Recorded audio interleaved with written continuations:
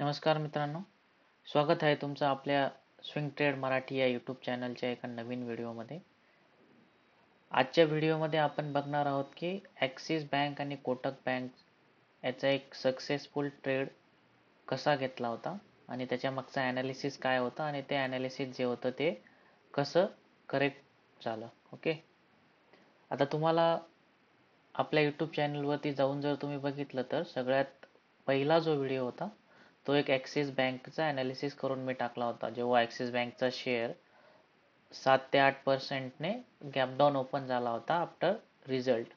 म्हणजे क्वार्टर वनचं जेव्हा earning release झालं होतं, क्वार्टर वनचा जेव्हा रिझल्ट आला होता त्याच्यानंतर ॲक्सिस बँकचा शेअर हा 5 ते 7% हा डाऊन झाला होता ओपन, म्हणजे गॅप डाऊन. आणि त्याच्यानंतर त्याच्यामध्ये चांगली बाईंग दिसली होती.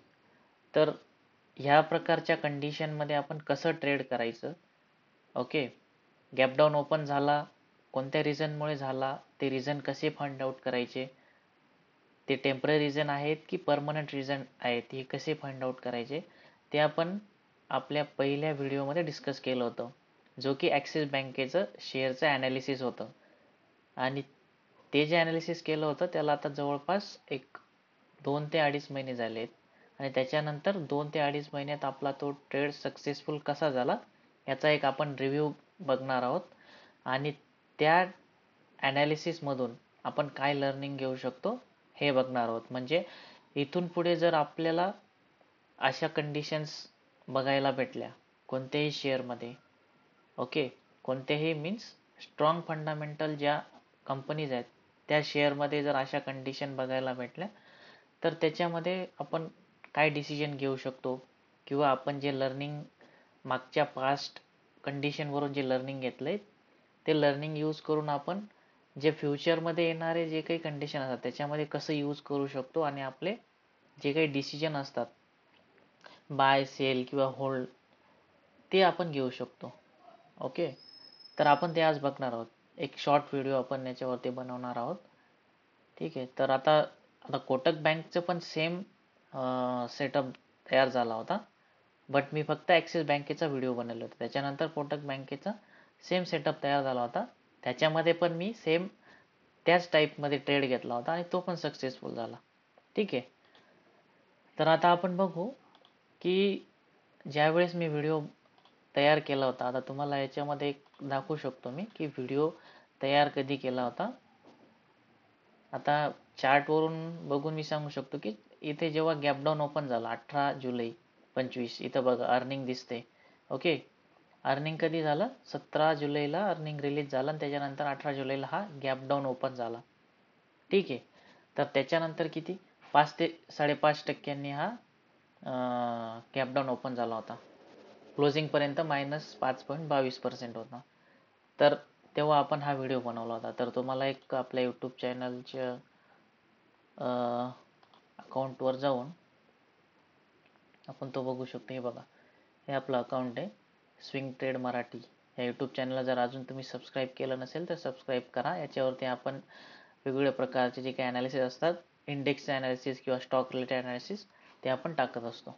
ठीक आहे, आता याच्यामध्ये बघा, याच्यामध्ये माहीत नाही तुम्हाला आवाज तसं ऐकू बघायला येईल गेलं तर की नाही. स्टॉक मार्केट शिकायचं म्हटलं तरी खरं तर फ्रीमध्ये व्हिडिओज आहेत युट्यूबवरती. बरेच लोक म्हणतात की मग फ्री. अकाउंट ओपन केला आणि आता याच्यामध्ये बघा, आता व्हिडिओ थोडा मोठा आहे बट एक तुम्हाला दाखवतो मी. त्या दिवशी जेव्हा गॅप डाऊन होतो तेव्हा अजून दिसतंय 18 जुलैला जेव्हा मार्केट क्लोज झाल्यानंतर हा बनवला होता. सॉरी, 18 जुलै नाही, 20 जुलैला दिसते इथे तारीख.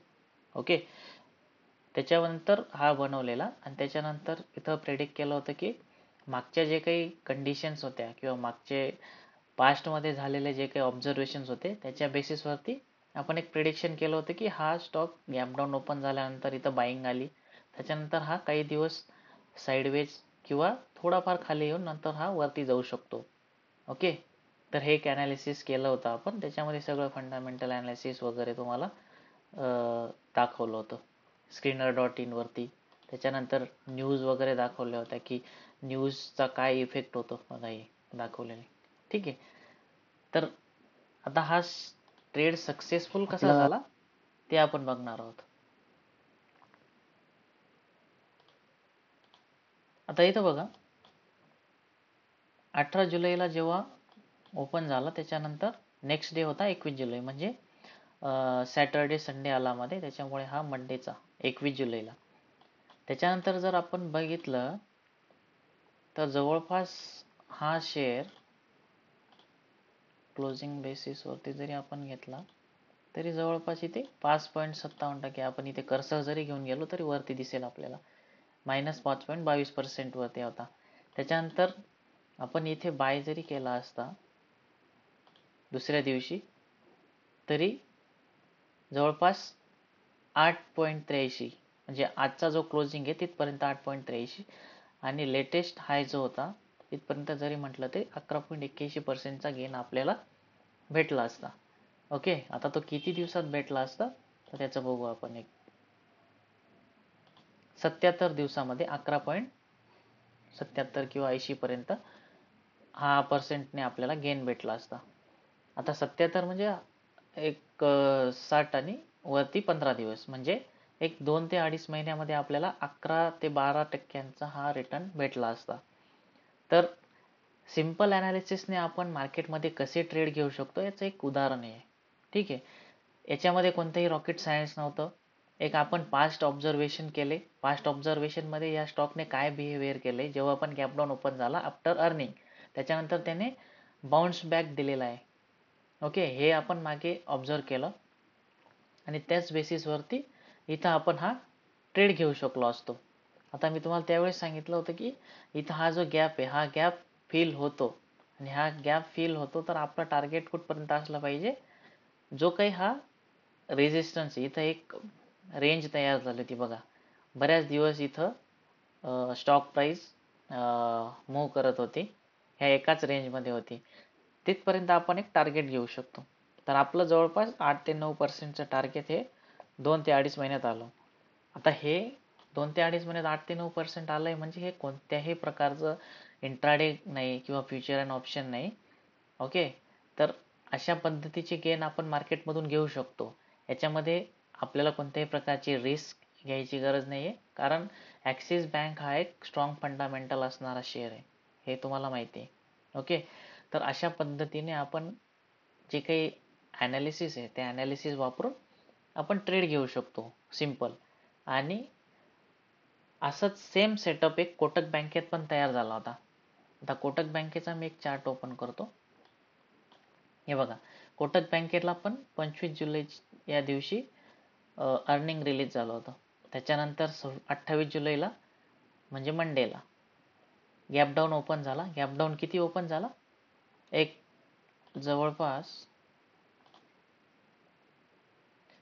4.54% ओपन झाला गॅप डाऊन, आणि तो क्लोज कधी झाला 7.36-40 या रेंजमध्ये, म्हणजे 7 ते 7.5% गॅप डाऊन हा क्लोज झाला.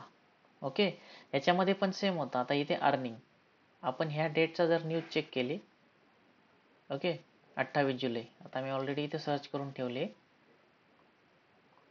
हे बघा, जुलै 28-25 म्हणजे काय येतं, Kotak Mahindra bank share sink 7% on muted Q1 should to buy or sell, म्हणजे Q1 चा जो त्यांचा रिझल्ट होता हा त्यांच्या एक्सपेक्टेशन पेक्षा कमी होता. ओके, म्हणजे त्यांचा रेव्हेन्यू असेल किंवा त्यांचं नेट प्रॉफिट असेल किंवा त्यांचं जे काही इंटरेस्ट रेटचं कलेक्शन वगैरे असल्यांचे जे काही इन्कम असतील त्या दृष्टीने याचं एक्सपेक्टेशनपेक्षा कमी झालं. त्याच्यामुळे ह्या न्यूजमुळे, त्या रिझल्टमुळे हा स्टॉक गॅप डाऊन ओपन झाला आणि खाली आला. बट कोटक महिंद्रा बँक ही पण एक स्ट्रॉंग फंडामेंटल असणारी प्रायव्हेट बँक आहे. त्याच्यामध्ये पण आपण सेम ॲनालिसिस यूज करू शकतो. गॅप डाऊन झाल्यानंतर तो एक रेंजमध्ये ट्रेड केला, त्याच्यापेक्षा तर फार काही खाली गेला नाही, एखादा पर्सेंट गेला असेल खाली. त्याच्यानंतर तो वरती आला आणि त्याने सक्सेसफुली हा गॅप फिल केला, तो पण एक 8.16%चा, आणि लेटेस्ट हाय जर बघितला तर 9.24%चा. तर हा 8-9%चं जे गेन आहे ते आपण एक इझिली घेऊ शकतो. किती दिवसांमध्ये, एक 69 डेजमध्ये, म्हणजे सेम 2 ते 2.5 महिन्यामध्ये. ओके,